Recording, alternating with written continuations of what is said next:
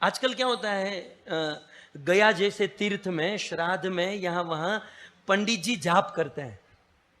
सुना होगा ना आपने, आपको मंगल नड रहा है, फलाना नड रहा है, ये नड रहा है, वो नड रहा है, चिंता मत करो, डोनेशन दे तो हम आपका जाप कर लेंगे, और फिर हमारे लिए जाप करते हैं। ऐसा सुना होगा ना आपने कर्म कांड में। अब देखिए कि पंडित जी को किसी ने पैसे दिए और वो जाप कर रहा है, हम भी तो जाप ही कर रहे हैं ना। वो पंडित जी जो जाप कर रहे हैं वो किस कैटेगरी में आएगा?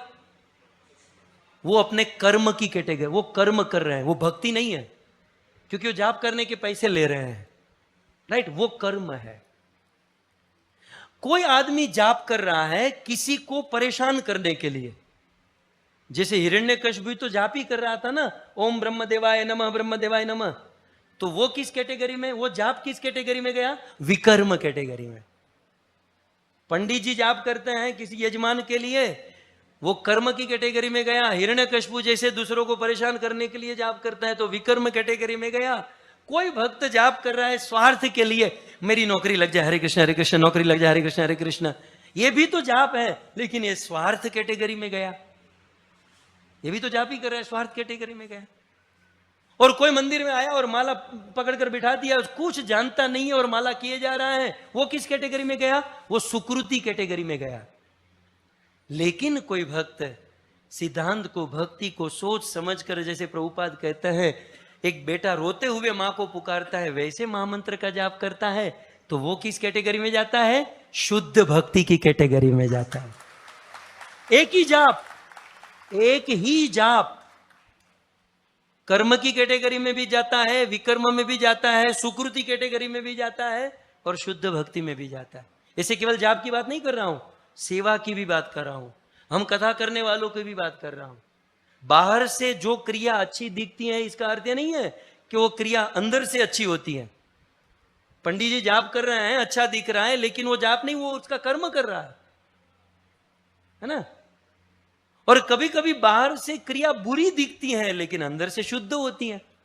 जैसे वसुदेव ने कंस को वादा किया था, 8 पुत्र तुमको दे दूंगा, लेकिन 8वां पुत्र हुआ, वादा तोड़ दिया और कंस को न दिया और सीधे चले गए गोकुल। बुरा किया कि नहीं? बताइए, वसुदेव ने अपना नियम तोड़ा कि नहीं? अरे बोलो भाई, हाँ तो हाँ, वो मारेंगे नहीं। वादा किया था कंस को, मैं 8 बेचे दे दूंगा, और 8वां नहीं दिया। और पितामह भीष्म ने प्रतिज्ञा की थी, कुरुवंश की रक्षा करूंगा, तो मरते दम तक रक्षा किए कि नहीं? किए ना। लेकिन फिर भी पितामह को कृष्ण ने मार दिया और वसुदेव को मेडल दे दिया। वसुदेव का कर्म बुरा दिखाई दे रहा है ना, वो नियम तोड़ रहे हैं। अब यहां तो समझ में नहीं आ रहा है, एक आदमी बाहर से बुरा कर रहा है लेकिन वो अंदर से सच्चा है, और एक आदमी बाहर से प्रतिज्ञा के ऊपर दृढ़ है लेकिन अंदर से बुरा है। Therefore, श्री चैतन्य महाप्रभु ने कह दिया, वैष्णवेर क्रिया मुद्रा विज्ञे न बुझाई। किसी भी भक्त के कर्म को देखकर कर्म मायने नहीं रखता, वो कर्म का उद्देश्य क्या है ये मायने रखता है। कभी कभी बड़े बड़े कर्म बुरे उद्देश्य से हो रहे हो, दिखने में बड़े हैं, अंदर से वो टोटल बुरे हैं। और कभी कभी दिखने में बुरे कर्म, उद्देश्य यदि पवित्र हो तो वो अंदर से अच्छे होते हैं। इसलिए ज्यादा अपनी बुद्धि नहीं, भगवान का भजन करना चाहिए।